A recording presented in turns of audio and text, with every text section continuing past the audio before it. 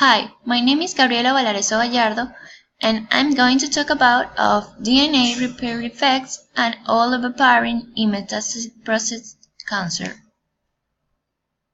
Then we have the definitions. Prostate cancer is a heterogeneous disease, but current treatments are not based on molecular stratification. We hypothesize that metastatic castration-resistant prostate cancers with DNA repair defects will respond to polyadenosine diphosphate ribose polymerase inhibition with olaparib. Then we have the video of this.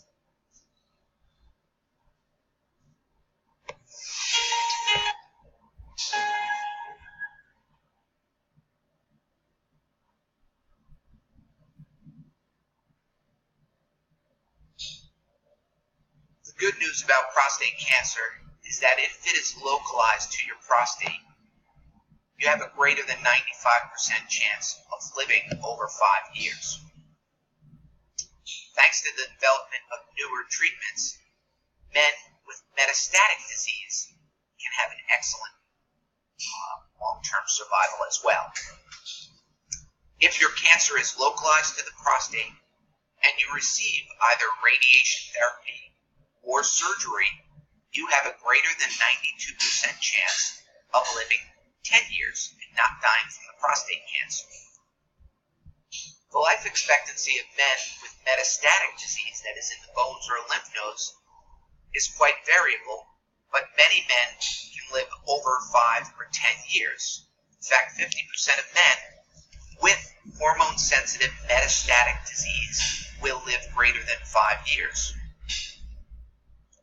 Thanks to many advances for advanced prostate cancer.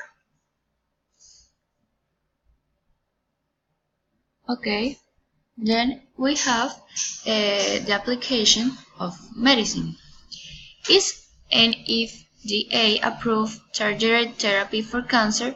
It is a PARP inhibitor inhibiting poly-ADP ribose polymerase, an enzyme involved in DNA repair. It acts against cancer in people with hereditary BRCA1 or BRCA2 mutations, which include some ovarian, breast, and prostate cancer.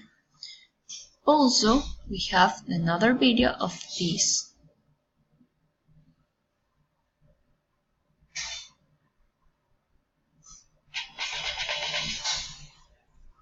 Prostate cancer can be difficult to treat once it has spread throughout the body, but a new gene-targeting pill may soon be here to help.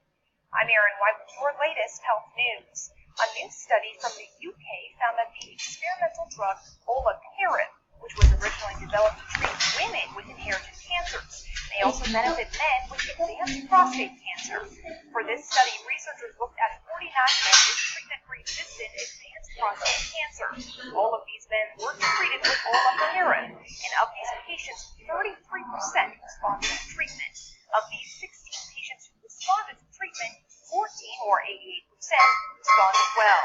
According to the authors of this study, this trial is a milestone in cancer treatment, as it's the first to demonstrate the benefits of treatment based on the particular genetic characteristics of a patient's cancer. Ask your doctor what new treatments may be available to help you.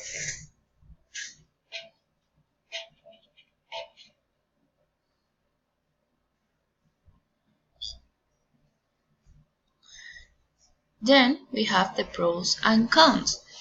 In 16 of 49 patients who could be evaluated, 33% of these 16 patients, 88% had a response to olaparib, including all 7 patients with BRCA2 loss, 4 with biallelic somatic loss, and 3 with germline mutations, and 4 of 5 with 18M aberrations.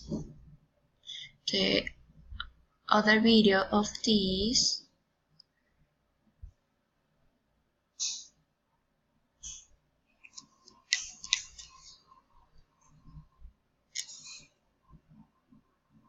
over 80% of men live for 10 or more years after a diagnosis of prostate cancer. I've come to Cambridge University Hospital to speak with Dr. Vincent Carson about some of the treatments that are available for this type of cancer. So Vincent, what are the most important factors when deciding what type of treatment a person should have? The treatment options for prostate cancer are very much dependent on what kind of cancer an individual has and also the patient themselves. So if a cancer is confined to within the prostate gland, then we might be able to treat it by surgery or radiotherapy. But equally, sometimes there might be a very slow growing tumor, in which case we can just keep an eye on that. But the kind of cancer is determined by the size of it or the stage of the cancer, the type of cancer it is, or the grade, and also the PSA test. And we use those three put together to create an idea of the risk of a particular individual dying of prostate cancer. What treatments are available? In general, there is surgery to remove the prostate gland, radiotherapy where you deliver high-intensity irradiation beams, or surveillance where we can monitor and just check on someone and defer treatment till later. So a number of different options then, Vincent. How do you decide which one's best? That decision is left to the patient in consultation with his consultant or nurse specialist. It comes down to whether the patient feels that a particular type of treatment is best suited for their lifestyle, and also the risks and side effects which may come about from that. And what happens when treatment's finished? After treatment's finished, the patient enters a phase of very close monitoring, and when they'll be seen regularly in hospital, often with a PSA test measurement being done on a regular interval. What about treatment?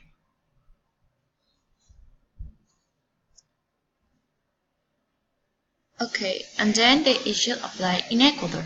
Oliviparine drug used in the study is a PARP inhibitor approved for use in patients with breast or hereditary ovarian associated with mutation in the BRCA2 gene, which led research to ask whether it might be beneficial also in the patients with CRPC.